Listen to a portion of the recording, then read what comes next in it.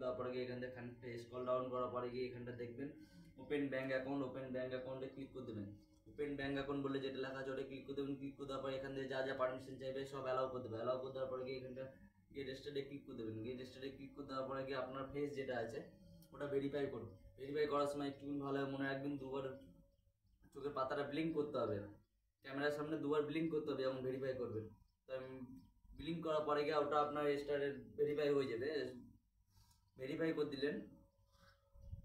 Verify করে দেওয়ার পর আপনার সামনে এমনি একটা পেজ ওপেন হয়ে যাবে। তখনটা আপনার নাম টাইটেল, পিনকোড, প্যান কার্ড, আধার কার্ড যাই থাকুক, প্যান কার্ড আধার কার্ড যাই রয়েছে তাই আপনি করবেন। বাকিটা খুব ডিস্টার্ব।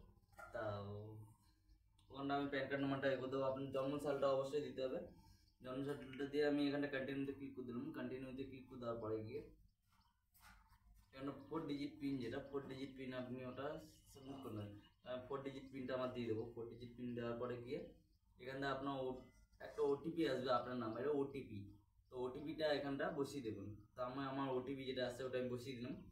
বসিয়ে দেওয়ার পরে আমি ভেরিফাইতে ক্লিক করে দেবো। ভেরিফাইতে ক্লিক করে দেওয়ার পরে এখানে দেখতে পাচ্ছেন আপনাদের সামনে কংগ্রেচুলেশন লেখাটা এসে গেছে। এখানে গো টু হোমে ডাইরেক্ট আমি ক্লিক করব। গো টু হোমে ক্লিক করার পরে গিয়ে আমি সরাসরি চলে যাব আমার হোম পেজে চলে আসার পর এখানটা দেখাতে পাচ্ছে ওয়ালেটে গিয়ে দেখাচ্ছে ইওর ব্যালেন্স ইজ লো, মানে 1 টাকা অ্যাড করতেই হবে কি 1000 টাকা। তো আমি 1 টাকা অ্যাড করবো, জাস্ট 1 টাকা।